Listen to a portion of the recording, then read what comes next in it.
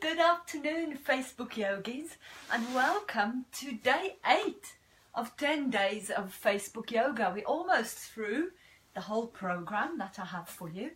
And today I'd like to talk to you about side bending and twisting.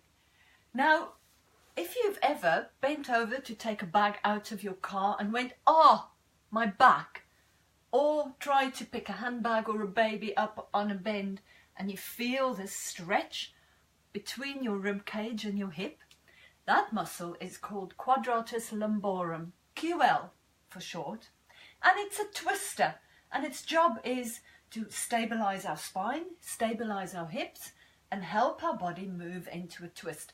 So if you have lower back pain, this is probably one of the causes.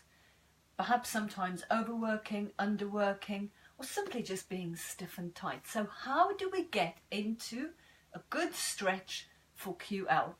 Well, there are two ways. First of all, we're going to take it to a forward bend, and then we're going to take it to a gentle back bend, which is also an inversion and an arm balance. So it's quite a lot happening at the same time. Now, for a start, we're going to bring our feet to a V shape.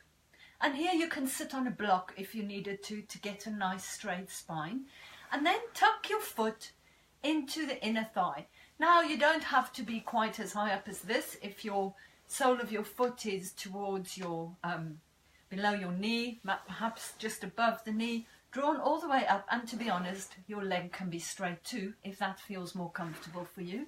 It's a good place to start. Now, at the moment, our hips are forward.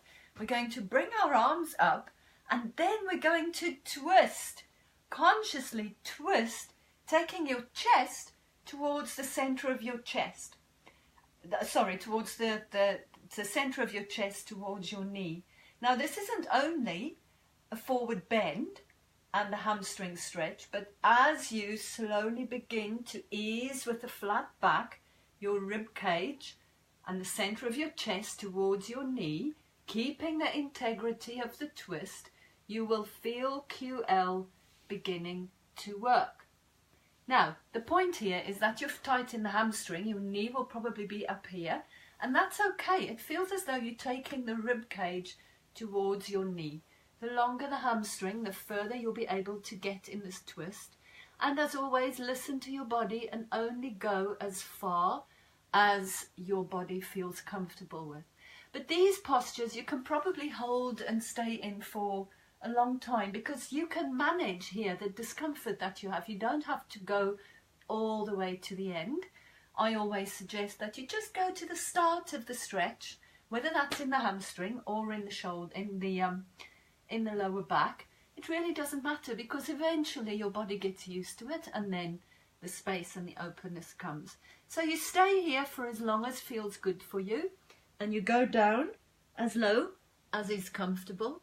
And then we're going to take it to a little back bend on a twist, which is also asymmetrical. So our body is still twisted forward. You leave your left hand on your left leg, if that's the leg that's extended. And then you'll reach the other hand behind you. The closer to your bottom you're going to place your hand, the deeper your back bend is going to be. So here you can control where you place your hand. Draw your wrist closely into your hip. Press your hand down, and then sweep the free hand up above you and lift up onto your knees.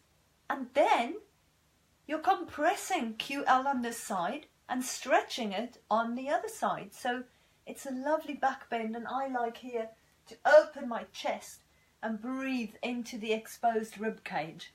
So then you just place your bottom down on the mat and swap over to do the other side. In yoga, we always aim for balance, so we always want to do one side and then the other.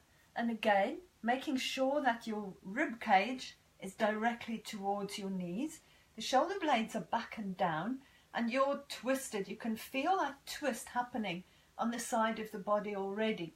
And then you slowly reach your hands forward, maybe take your foot, maybe take your shin or your knee, or perhaps just stay up here if you feel quite tight in the hamstring, or if you've got the space, obviously you can go as low down as is comfortable for you, and stay there for as long as you like. Now, reaching the free hand up and over, and again, the closer you place this hand into your body, the deeper your back bend is going to be. Press the hand down, press the feet into the mat, and then lift the hips towards the ceiling and press the wrist into the floor. And again, stay here as long as feels good for you. Slowly but surely, strength starts building up in the wrists and the arms. Slowly but surely, openness comes in the lower back. And as you very gently begin to work on stretching these muscles from side to side, you'll find your back pain will disappear.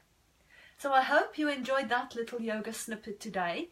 As I said, it's day 8, so join me again tomorrow at more or less this kind of time for some more Facebook yoga. And until then, I wish you Namaste.